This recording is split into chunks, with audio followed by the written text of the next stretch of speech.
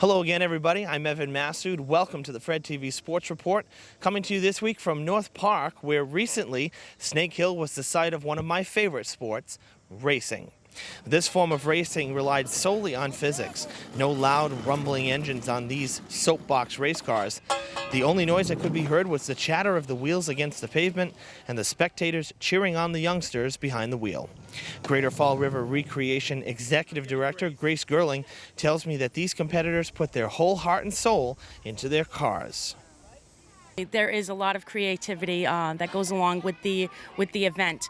They put a lot of thought and effort into building it. It's a great way of parents, working with their kids. It's a great project for them to do together, and it's a really fun event for the kids, to participate in. Father-son duo Ron and Jack have been competing in soapbox derbies for about 4 years now. Jack's race car was a thing of beauty. Based on the Nightmare Before Christmas movie, it was piano black with white airbrushing to give it that spooky and ghostly look. As you can imagine, it also took a lot of time to build. Jack is hoping to race himself to the top of the podium in 2016. Just racing, trying to win, and just like having a lot of fun and stuff. Have you won any races before? Just like, I think once I got third, second, then none, and this year I'm trying to get first. That's right, going for number one, right? Yep. The finish work, the paint. I had my buddy from Unique Customs, Eric from Unique Customs, helped me out with that. Did a great job. And we just did the wheels this year, set the wheels up. The modified division, you can do pretty much whatever you want, but these are, these stock cars come set up to race. This was the third annual Soapbox Derby held by Recreation. Be on the lookout for more of their events and programs by visiting their website, www.gfrrec.org. Now, believe it or not, the new school year is about to begin. In fact, some high schools are already holding team practices. This week, I sat down with new Durfee Athletic Director Brad Buston to find out what he's expecting from the athletes in his inaugural year as AD. It's a commitment. It is. It's at 6 days a week probably. It's a lot of time. The meetings, just putting an effort in and knowing that you're on a team and that it's a full commitment, and it just can't be every once in a while. That to be good, you have to be dedicated, and I want the athletes to understand that the coaches are there for them. The coaches are working extremely hard, and they expect the same out of their players. They expect their players to go to class, behave in class, do everything that they're supposed to do the little things, and if they do the little things correct, it's going to translate onto the field or onto the court, and that's what I hope our athletes understand, and that it's more to it than just the playing part. There's a big picture to this. Brad went on to say that he's very excited for the new year to begin, and he can't wait to once again see that Durfee pride on display on the field.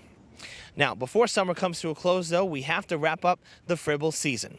The league is in its championship round of the playoffs, and it's once again, for the third year in a row, the Braves and the Royals battling it out. The Braves came in this year the #1 seed. The Royals are the defending champs. Coming off a 10-run loss in Game 1, the Braves are hoping to rebound in Game 2 and tie up this best-of-5 series under a beautiful sky at Lafayette Park. Take a look at some of those twilight colors. Kind of looks like a scene out of Mary Poppins, doesn't it? Just need Dick Van Dyke to come shooting out of the rooftops. Anyway, I digress. The Royals, usually steady defense, let them down in Game 2. Top 1, 2 on 1 out. Braves strike first. Josh Blaze with the top spin grounder just inside the line. Dan Noons around from second with the game's first run. It's 1-0 Braves. They led 2-zip after half an inning. We'll jump ahead now to the bottom of the second. Bases loaded, 1 out for the Royals. Alex Greer with the soft ground ball brings home Ben Montero from third. That'll make it a 2-1 ball game. It stayed that way until the fourth. After the first two reach for the Braves, Chris Grillo deposits it into center field. Franco DeRay scores from second. The miscue by John Beaupre in center allows Grillo to get to second base. 3-1 the score. Next batter, Jesus Fana. He shows us how to hit them where they ain't. He slaps it into right field. That brings home Kevin Caputo.